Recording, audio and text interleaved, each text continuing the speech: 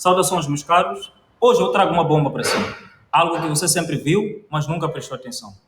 Você sabia que o motor elétrico, para girar o seu eixo, ele não usa somente a eletricidade?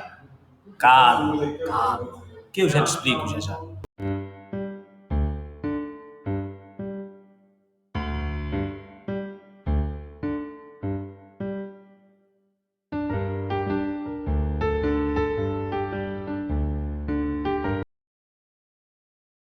É um dispositivo que transforma energia elétrica em energia mecânica, que pode ser usado para diversos fins. Mas para chegar dessa forma, ele passa por um grande processo. Em regra geral, os motores elétricos são constituídos por duas partes fundamentais. Temos a parte fixa e a parte móvel. Na parte móvel, nós temos o eixo, que está acoplado a uma parte interna que se chama rotor. E na parte fixa, nós temos o stator. O stator, para nós podermos perceber, é olharmos para a própria carcaça. É essa parte que não se move.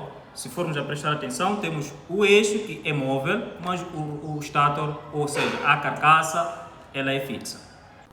O stator e o rotor precisam estar em constante comunicação um com o outro. Entretanto, esses dois pontos, essas duas partes, não têm nenhum contato físico entre si. Aí é que está o dorso do camelo. Quando nós ligamos o motor elétrico à rede elétrica, nós usamos esses terminais que vocês podem estar aí a ver. Nós ligamos a rede elétrica, nós ligamos a uma tomada, uma ficha, uma tomada, através desses conectores, desses pontos de ligação. Esses mesmos pontos estão ligados, estão conectados às bobinas do stator. Lembrando que o stator é a parte fixa, sim, do nosso motor. Ou seja, quando ligamos o stator à rede elétrica, surge na bobina uma corrente elétrica que induz um campo eletromagnético ao redor dessa mesma bobina, ou dessas mesmas bobinas.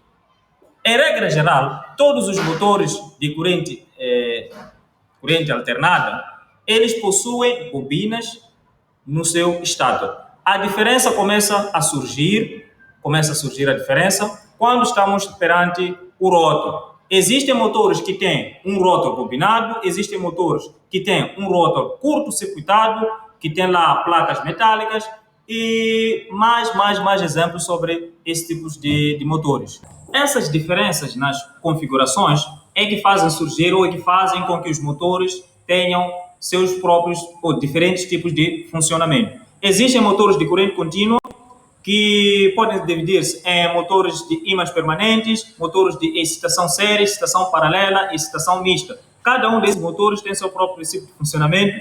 Existem motores de corrente alternada, que temos motores monofásicos, motores trifásicos, temos motores, nos motores trifásicos, por exemplo, temos motores síncronos, motores assíncronos, que também possuem sua própria configuração, ou seja, seu próprio princípio de funcionamento.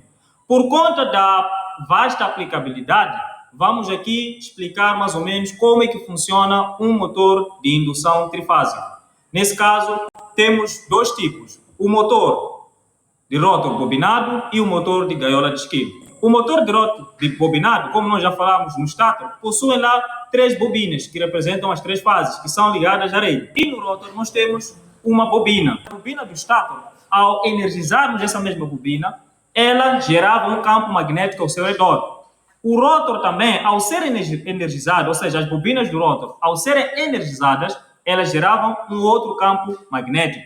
De forma simples e sintética, esses dois campos entravam em interação e acabavam movendo o eixo do nosso motor, pois o rotor está ligado, está conectado, está junto ao eixo do nosso motor.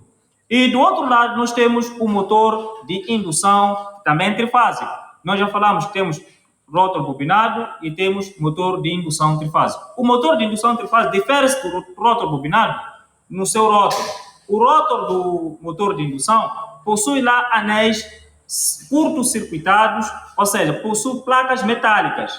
Como é que isso ocorre? O stator gera o campo magnético, esse campo eletromagnético induz sobre essas placas, sobre esses condutores, correntes parasitas, correntes elétricas, que geram um campo magnético. Então, tendo já o campo magnético do rotor e tendo o campo magnético do stator, esses dois entram em interação e acabam movendo o eixo do motor